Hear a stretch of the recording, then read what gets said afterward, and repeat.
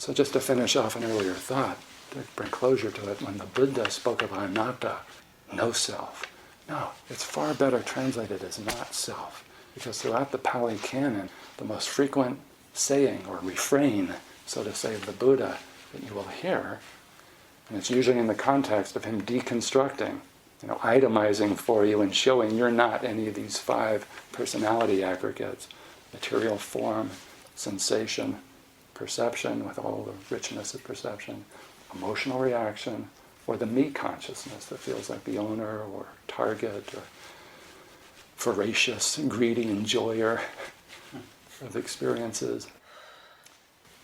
This is not who I am. The refrain runs as such, what is it in Pali? Netam mama, ne sohamasmi, na me soata. Netam mama, this is not mine. Ne sohamasmi, this is not who I am. Na me soata, this is not myself, the true self. And then the Buddha goes on in various situations, contexts. He doesn't say there are no selves. He openly presumes there's personal consciousnesses. What is experiencing rebirth? What is experiencing the terrors of the hells, temporary though they might be? They seem eternal when beings are suffering hell states or ghost states. The demon or titan, the high deva, heaven type states.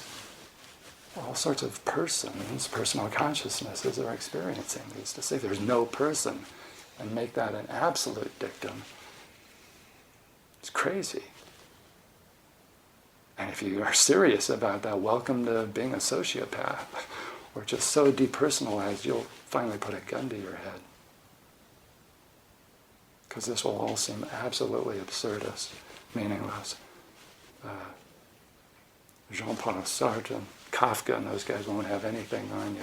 You'll find existence so bleak, so meaningless, so empty, in the vacuous sense of empty. There's some people finally blogging about this. They've come through the neo-Advaita or pseudo-Advaita experience of some of these half-baked teachers that teach a very one-sided Advaita. And they're confessing that their relationships were falling apart, if not completely fallen apart, ended. They couldn't relate to anyone anymore.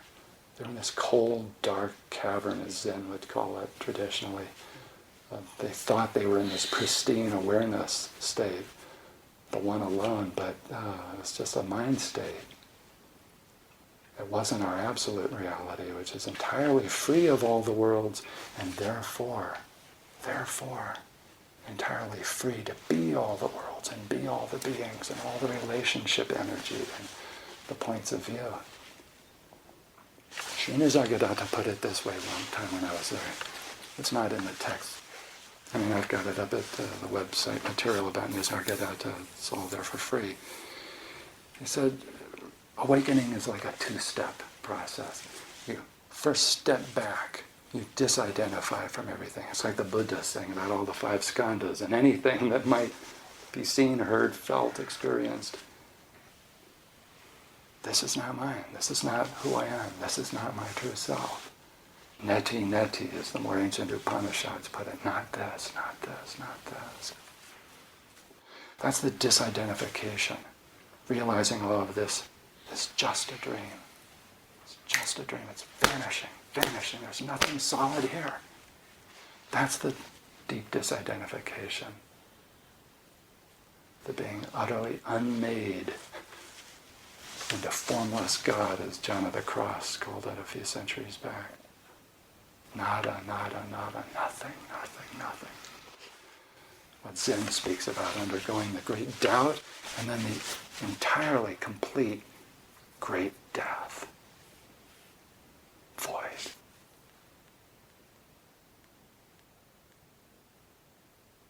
Spontaneously, the second step happens. After utter, utter death, disidentification, nada, void, zero, zilch. Voici. I didn't say voila, which means there it is. Voici, here it is. In awareness. A speck. absolutely powerful seed, Shakti, gives birth to the whole universal play of consciousness. And our reality as awareness, playing as universal consciousness, re-identifies now with the entire play, including a personal consciousness, a viewpoint, a functional identity for relating in the worlds with fellow beings. But whereas previous to awakening, the me and my was like a prison and felt tight, uptight, very selfish, greedy, afraid. Now the personal consciousness is hollowed out. As they say in Zen, the bottom of your bucket is dropped open. Shinshin Datsoraku, just body and mind dropped off. There's a body and mind, but you're not caught in it, identified with it, milking it for all the pleasures, and the mind for self-aggrandizing states of pride and arrogance, one-upsmanship, power over others. Rather, now the personal consciousness is transparent for this universal consciousness, which in turn is always really transparent for this one awareness, non-relational, entirely free of any worlds, persons, states, structures, space, time, change. This is what we simultaneously always are. The absolute, the relationless, utterly complete and whole, absolute awareness, isness. Our absolute identity, timelessly eternal, boundlessly infinite.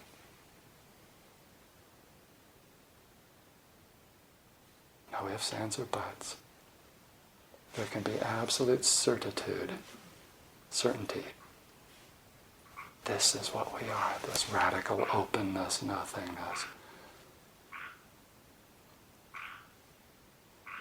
As for the play of universal consciousness happening through the power of our Shakti, O Self, O Shiva, this is fundamentally mysterious.